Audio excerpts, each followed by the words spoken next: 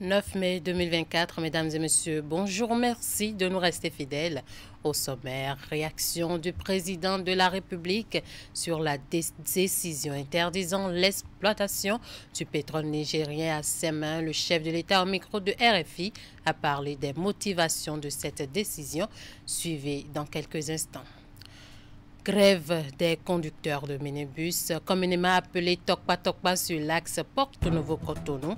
Ils protestent contre la contravention liée au port de ceinture de sécurité par tous leurs passagers. Les détails dans ce journal.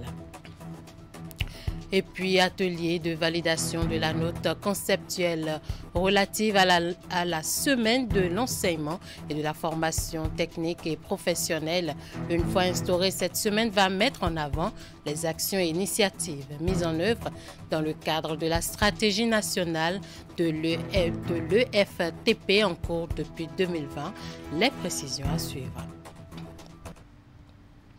À nouveau, bonjour. Le 6 mai dernier, le Bénin a interdit ses eaux aux bateaux pour l'embarquement du pétrole nigérien. Cette décision a été prise en raison de la nature des relations entre les deux pays frères et amis, selon les dires du président Patrice Talon au micro de RFI. Je vous invite à suivre. Nous avons donné également notre approbation pour les formalités de mise en œuvre du pipeline qui conduit le pétrole nigérien au Bénin et pour être chargé sur la plateforme de Sémin où des bateaux viendront accoster pour charger le pétrole nigérien par le pipe. Mais tout cela relève d'échanges formels, organisés, structurés, parce qu'il y a un contrat qui lie le Niger, le Bénin et les entreprises chinoises partenaires du Niger. Nous avons permis que les travaux préparatoires aient lieu au Bénin ici, et les Nigériens sont venus assister à ces travaux-là, bien que la frontière soit fermée du côté du Niger. Et il est question que dans les tout prochains jours, les autorités nigériennes, à un plus haut niveau, viennent au Bénin pour inaugurer le démarrage des activités de livraison de pétrole. Et que donc des bateaux viennent à Sémé pour charger. Mais nous avons dit que cela ne peut pas se faire de manière informelle, comme c'est le cas des denrées qui vont au Niger. C'est vrai que pour nourrir nos frères et sœurs, pour vendre des céréales au Niger, nous avons permis que l'informel règne parce que c'est quand même nos frères et sœurs qui ont besoin de manger. Mais est-ce que nous allons transformer toutes les relations économiques, sociales, politiques entre le Niger et le Bénin en informel? Et ça, c'est trop sérieux. C'est des contrats qui lient trois pays, des entreprises et consorts. Nous avons dit ça ne peut pas être informel. Il faut que les relations économiques, les relations d'échange soient rétablies pour que les biens, notamment de ce pétrole, puissent traverser le Bénin, être chargés et consorts. C'est ce que nous avons dit. Nous n'avons pas reçu de réponse.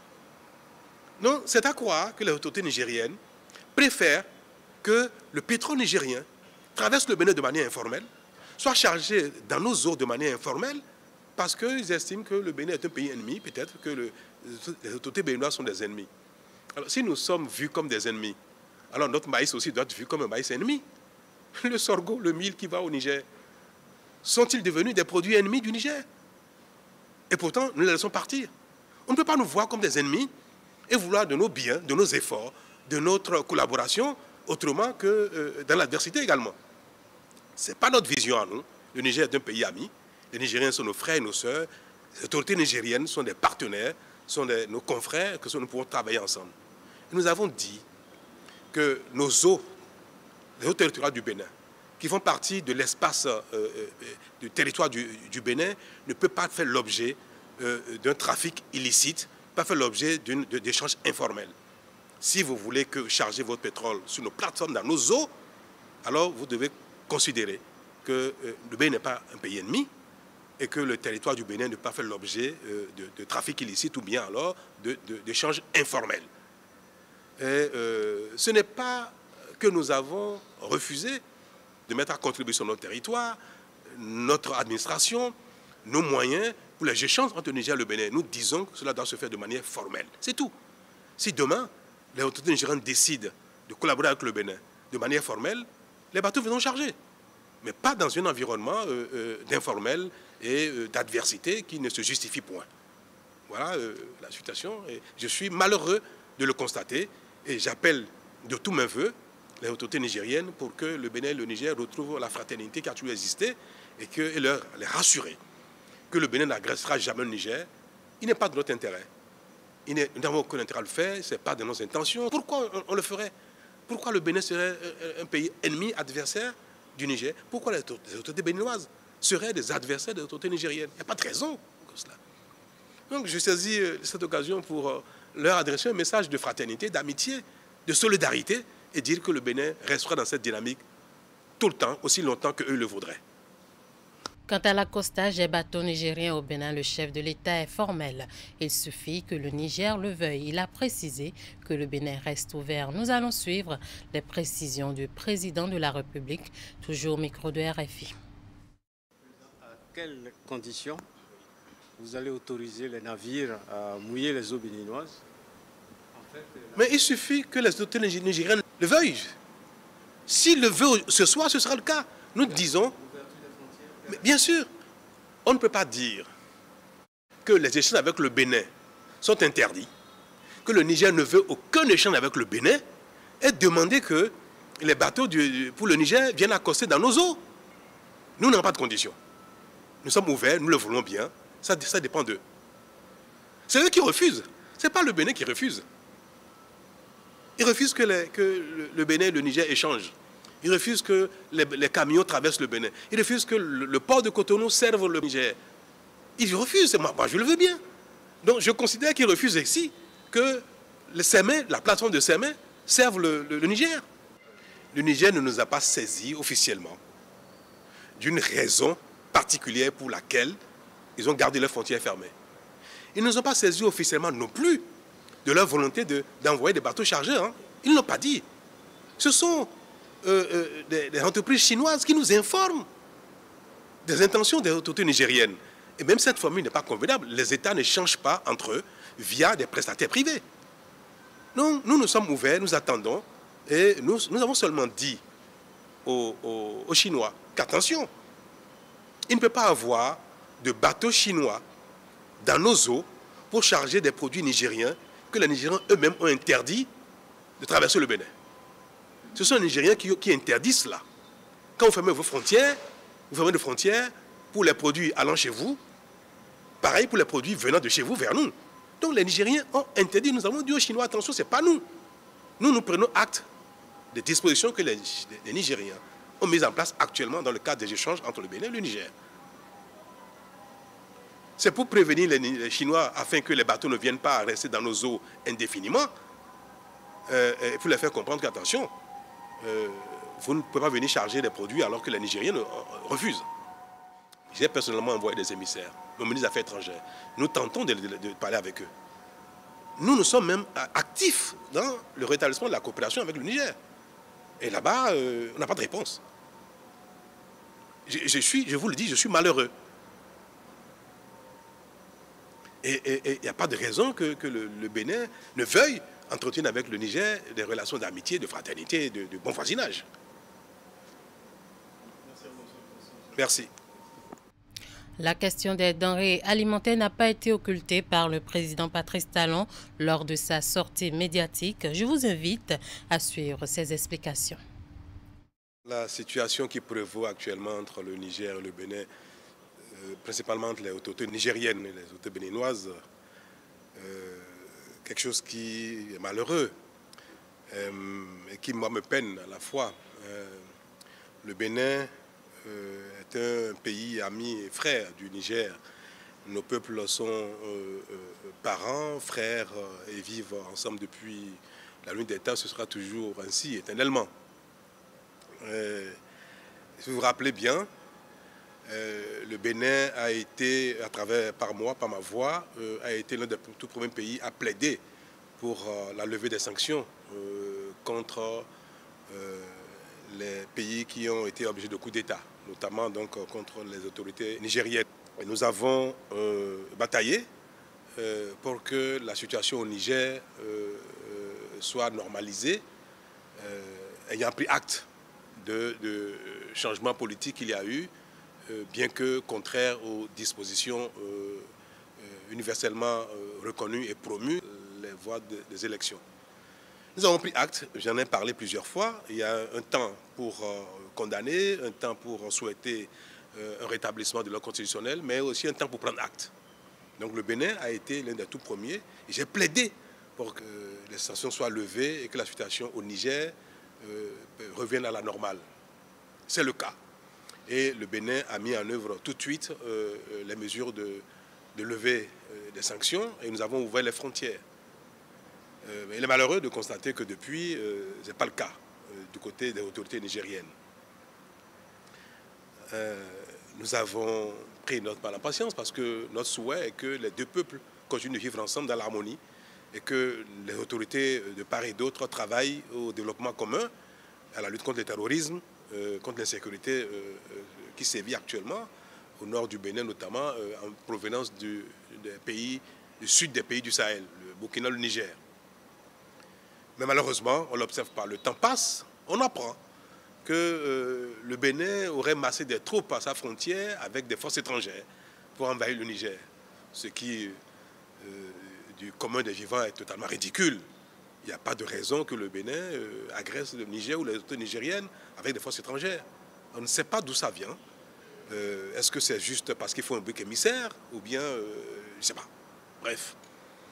Toujours est-il que nous n'avons pas manqué d'occasion pour envoyer des messages aux autorités nigériennes de notre disponibilité pour collaborer, pour reprendre la collaboration comme jadis. Il y a quelque temps, nous avons même permis que les produits agricoles du Bénin aillent au Niger parce qu'il y a une pénurie de denrées, de céréales. Le Bénin est un pays qui est devenu exportateur de céréales, de produits agricoles. Et tout le monde a pu voir et observer que bien que les frontières soient fermées, le Bénin permet que les biens de consommation, notamment les denrées agricoles, aillent au Niger. Mais arrivé au pont qui a su le fleuve Niger, à Malanville, qui est le passage formel entre le Bénin et le Niger, la frontière est ouverte du côté Bénin, mais du côté Niger, c'est fermé. Alors, le bord du fleuve est devenu le champ de trafic d'échange de biens et des grosses barques chargent les biens à partir du Bénin, les denrées, le mil, le sorgho, le maïs, le riz, pour traverser la frontière. Donc, il s'est établi un environnement d'échange informel, de trafic. Et toute chose contribuant à désorganiser l'administration béninoise et à générer un dysfonctionnement des services publics parce que ce n'est pas la voie normale d'échange. Mais nous avons fermé les yeux là-dessus parce que cela sert nos frères et sœurs du Niger qui ont besoin de denrées, qui ont besoin de céréales. Et il est malheureux de constater que cette solidarité que nous exprimons à l'égard de nos frères et sœurs du Niger a quand même créé un certain renchérissement du prix des denrées, notamment du maïs, du mil, du sorgho et consorts. Et nos compatriotes ont commencé même d'ailleurs à crier un peu, même à manifester. Nous payons un coût lourd au plan économique, au plan social, même au plan politique. Il y a eu des marches au Bénin contre le renchérissement du prix des denrées, notamment du maïs. Et l'exportation vers les pays voisins, notamment le Niger, est la seule cause, l'unique cause. C'est des quantités massives qui partent vers ces pays-là pour nourrir leur population au détriment du pouvoir d'achat des Béninois. Il n'y a pas meilleur acte de solidarité que celui-là. Donc, nous payons un coût lourd, je veux le répéter, au plan social, au plan économique, au plan même politique. Toujours sur le même sujet, l'ancien ministre des Affaires étrangères Aurélien Agbenossi s'est également prononcé en proposant quelques solutions au micro de RFI. Nous vous invitons à suivre un bout de ses propos. Je pense que ce n'était pas la bonne décision parce que la CEDEAO, qui a recommandé ces sanctions qui sont plutôt radicales, la CEDEAO elle-même est dans une crise identitaire. On parle d'une communauté économique des États de l'Afrique de l'Ouest, puis on s'est retrouvé dans une situation où la communauté économique est partie directement sur un terrain politique. Et lorsque vous imposez des sanctions politiques, alors que votre rôle est de rester d'abord dans la recherche de convergence économique pour pouvoir pousser la croissance et favoriser le développement dans cet espace communautaire, forcément on arrive à une situation difficile comme celle-là. Et donc la décision, elle était dure, elle est conforme à un protocole qui existe, le protocole sur la gouvernance de la CEDEAO. Et je pense que très sérieusement, on aurait dû trouver une manière un peu plus simple de régler le problème, à savoir forcer sur le dialogue, trouver des compromis, établir des échéances de retrait des forces qui étaient responsables de ces changements, de ces ruptures dans l'ordre constitutionnel. C'est des choses qui ont déjà fonctionné dans le passé. Mais je crois qu'on est allé un peu trop fort et quand on va trop fort parfois, ça ne marche pas. En fait, ce qui s'est passé, c'est que le dialogue a été vicié. Il y a eu des suspicions, des accusations de part et d'autre qui, forcément, ont fait disparaître la confiance entre les parties. Ensuite, je crois que le Bénin peut-être a sous-estimé l'importance du Niger dans son économie. Et on a vu le résultat plus tard, la situation du port.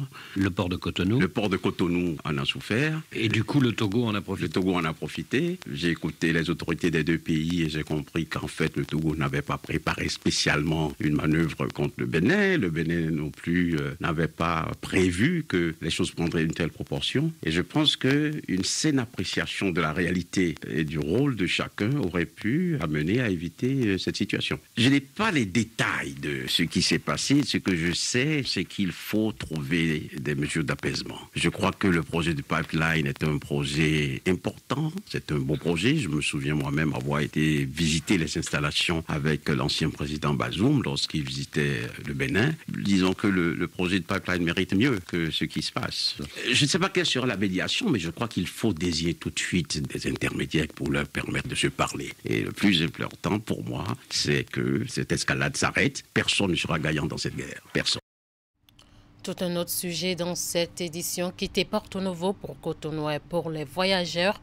Un calvaire depuis lundi dernier. Une partie des véhicules qui font le transport en commun, notamment les conducteurs de minibus appelés Tokpa Tokpa, sont en grève. Ils protestent contre la contravention liée au port de ceinture de sécurité par le passager, vu que ces véhicules ne sont pas fabriqués avec les dites ceintures de sécurité. Constat de ce mouvement d'humeur sur les gares routières de Porto Novo dans ce reportage. Des minibus de transport de passagers, communément appelés Tokpa Tokpa, complètement à l'arrêt sur les différentes gares routières de Porto Novo. Les conducteurs de ces véhicules de transport en commun sont en grève depuis lundi dernier pour protester contre les tracasseries qui plombent leur activité. La dernière qui a suscité leur colère est la contravention liée au port de ceinture de sécurité par leurs passagers. Pour ces transporteurs, avoir des ceintures de sécurité pour tous les passagers de ces minibus relève de l'impossible puisque les véhicules, depuis la fabrication, n'en sont pas pourvus. On a toutes les pièces à jour. On vient maintenant pour nous attraper pour faute de ceinture de sécurité. Mais le véhicule est venu 3 places. Et c'est la DTT même qui nous a donné les nombres de places, en sachant que le véhicule n'a pas de ceinture. Maintenant, le même État même se lève maintenant et nous attrape pour les ceintures. C'est pourquoi on a décidé de boycotter le travail. Vous voyez, les véhicules là, c'est fabriqué, les sièges, ce n'est pas, c'est arrivé avec. Mais où est-ce qu'on va attacher les ceintures? Où est-ce qu'on va trouver les ceintures d'abord? C'est les véhicules usés depuis l'Europe qu'on nous envoie. Ça là, par exemple, si nous laissons le Bénin, la Côte d'Ivoire est plus développée que nous. Arrivé à Côte d'Ivoire, il y a des bagarres. En Côte d'Ivoire, disons, au Mali, il y a les Sotrama. Nigeria, là, Bole Kadia. Ces véhicules, il y en a. Ça là, on ne peut pas nous refuser de ne pas faire ça là. Notre mouvement de grève veut dire qu'on ne voulait pas, on accepte tout. Mais les ceintures de sécurité de passagers de 14 qui sont derrière là, ça ne peut pas aller.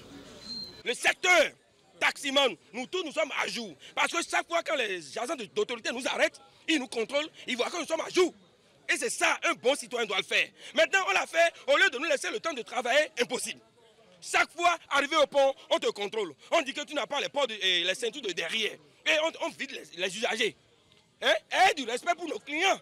On nous vide et on garde le véhicule là. On dit que vous avez 10 jours. Et vous avez payé, comment l'appelle-t-on? Vous avez payé la fourrière.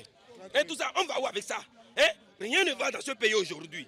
Rien ne va. Et nous savons ce qui se passe. Même au niveau du carburant, l'essence, qu'on prenait à 350, c'est venu à 700 et ça monte encore à 800. Nous vous prions, aidez-nous, monsieur le président. Ça ne va pas avec nous.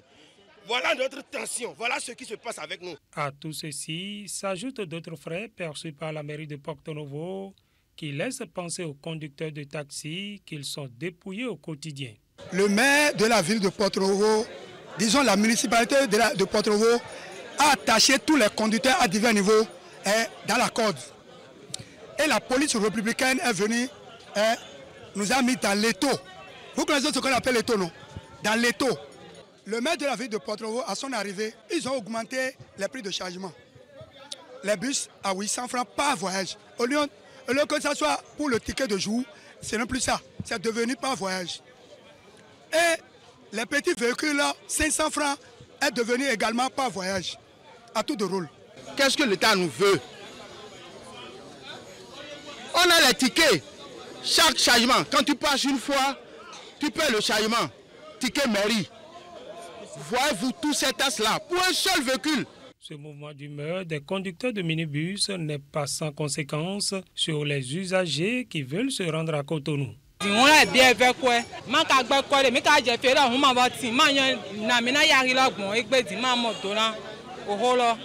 de peine, hein, vraiment. Je suis venu à Porto-Novo maintenant au retour pour Atokpa. Il n'y a pas de car pour aller à Tokpa. Ils m'ont dit, ils aiment là 6 000 francs pour retourner à Tokpa. Vraiment, c'est de peine. On ne sait pas quoi faire. J'ai constaté que les chauffeurs ne partent pas à Cotonou. Parce que quand je suis venu ici maintenant, il n'y a pas les cars pour partir à Cotonou. Mais il y a les immédiatement qui veulent partir à Cotonou, mais ils disent 3 000, aller retour 6 000. Mais ce n'est pas possible qu'on vienne acheter. On peut prendre aller retour 6 000 pour aller acheter ce qu'on peut vendre. Donc je demande au gouvernement de comprendre les chauffeurs pour que tout va aller bien. La coupe est pleine pour ces conducteurs de minibus qui réclament désormais aux autorités au plus haut niveau qu'elles revoient leur copie, non seulement par rapport à la contravention liée au port de ceinture de sécurité par leurs passagers, mais également par rapport aux autres formes de tracasserie qui ne favorisent pas la paix sociale dans leur secteur d'activité. Il n'y aura aucune dérogation, ainsi s'exprimait le porte-parole de la police républicaine reçu sur l'émission Sur la route. Le commissaire-major Éric Orouyerima insiste sur le port de ceinture par tous les passagers des véhicules à 4 roues et plus. Il sera désormais question d'un contrôle strict. Il insiste sur la nécessité pour chaque propriétaire ou conducteur de véhicule de veiller à ce que ces mesures soient respectées pour ne pas subir des contraventions. On le suit. Pour le compte de cette deuxième phase, la police républicaine va contrôler le port obligatoire de la ceinture de sécurité pour le conducteur du véhicule ainsi que pour les passagers à bord. Lorsque nous prenons un véhicule de 5 places, outre le conducteur, il y a un passager à côté de lui et il y a 3 autres derrière. Donc le port de la ceinture de sécurité concerne tous les occupants du véhicule. Les 5 passagers doivent être pourvus de leur ceinture de sécurité. Là, ce que nous disons tout de suite, là, ça inquiète parce qu'on sait qu'il y a des véhicules dans lesquels on n'a même plus de ceinture de sécurité. Qu'est-ce qui va se passer? Alors, les véhicules pour lesquels nous n'avons pas de ceinture de sécurité, le véhicule n'a pas été fabriqué dépourvu de ceinture de sécurité. Si la ceinture de sécurité est absente, c'est parce que pour une raison ou pour une autre, les gens ont sectionné ces ceintures de sécurité. Donc, nous allons inviter les propriétaires des véhicules concernés à se mettre en règle. Il n'y aura pas de dérogation possible. Je le disais en début d'édition, analyse et validation de la note conceptuelle relative à la semaine de l'enseignement et la formation technique et professionnelle. C'est à cet exercice que se sont conviés les cadres des ministères en charge des enseignements secondaires et supérieurs. Démarrée ce mercredi 8 mai 2024, la rencontre s'étend sur 2 jours. Une fois instaurée, la semaine de l'enseignement et la formation technique et professionnelle va mettre en avant les actions et initiatives mises en œuvre dans le cadre de la stratégie nationale de l'EFTP en cours depuis 2020. Ingrid Der, Racheli Soubero.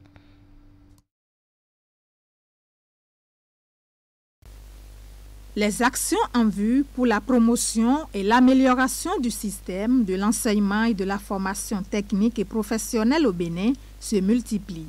L'une des dernières en date est la semaine de l'enseignement et de la formation technique et professionnelle dont la note conceptuelle fait objet d'analyse et de validation à ses assises.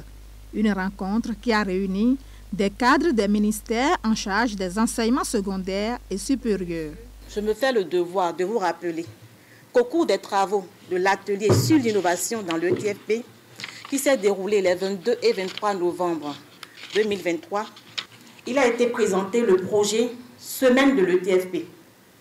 À cet effet, les participants ont montré leur intérêt pour cette activité et ont recommandé que le ministère en fasse une activité d'envergure nationale.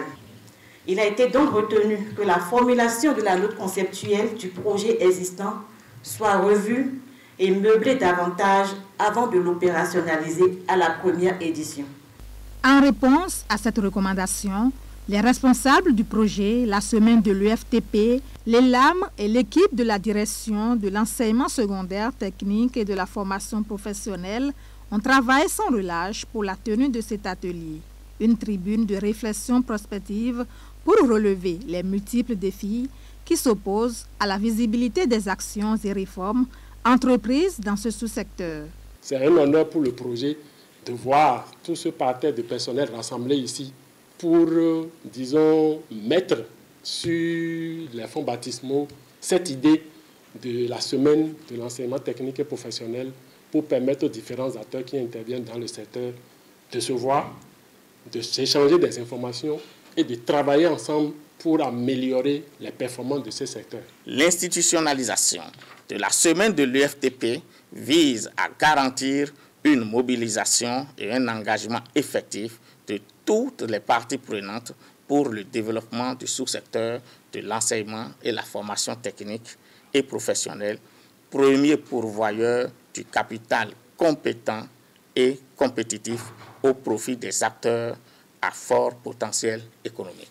Ces 2 jours de travaux vont permettre aux participants d'asseoir le dispositif institutionnel nécessaire pour la réussite de la semaine de l'enseignement et de la formation technique et professionnelle au Bénin.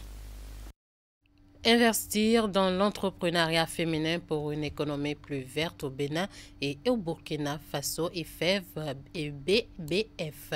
C'est un nouveau programme qui a été officiellement lancé ce mardi à l'hôtel Azalaï de Cotonou par la directrice adjointe de cabinet représentant le ministre de l'Économie et des Finances chargé de la coopération. C'est une initiative mise en œuvre par l'AECF avec le financement de Affaires mondiales Canada à hauteur de 6 millions de dollars canadiens, environ 3 milliards de francs CFA. Les détails de la cérémonie de lancement du programme IFEV dans ce reportage de Wouliat Sanoussi et Deron Pévi.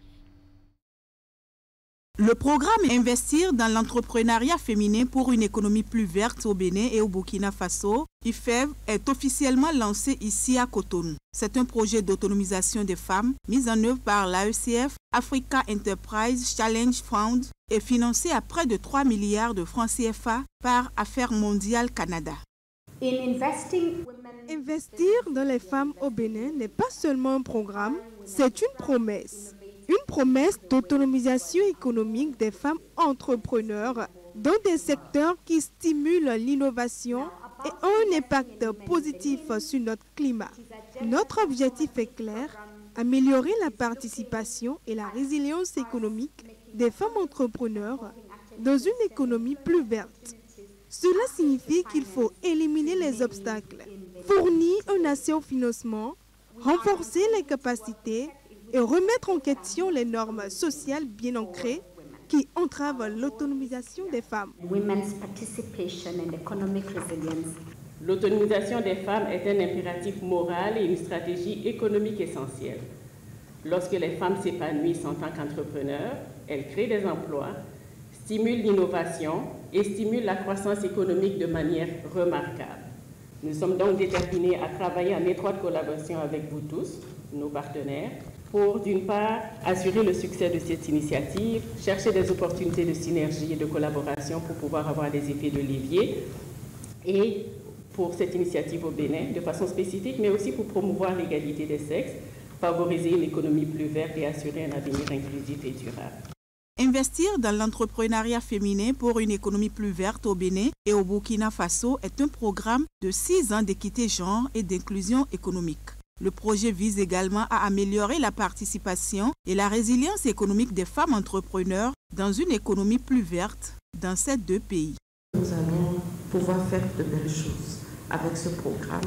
Et je voudrais aussi dire que le green de cet entrepreneuriat féminin vient à point nommé. Nous mettrons, nous, pour notre part, toute notre énergie, notre détermination à faire en sorte que ce programme soit un succès. Nous sommes particulièrement fiers de soutenir les initiatives qui mettent l'accent sur l'autonomisation des femmes entrepreneurs et notre BAG s'appuie sur différents projets qui confirment cet engagement. Le programme IFEV Bénin et Burkina Faso accompagne les efforts du gouvernement en offrant une plateforme pour aider les femmes à jouer un rôle central dans la transformation économique et écologique de notre pays. L'AECF est une organisation de développement à but non lucratif qui soutient les entreprises innovantes dans les secteurs de l'agro-industrie et des énergies renouvelables dans le but de réduire la pauvreté rurale, de promouvoir des communautés résilientes et de créer des emplois. À ce jour, elle a soutenu plus de 400 entreprises dans 26 pays d'Afrique subsaharienne, a touché plus de 30 millions de vies et créé près de 30 000 emplois directs. Voilà qui boucle ce 13h au Bénin. Merci de nous avoir suivis et bonne fête de l'Ascension à toutes et à tous.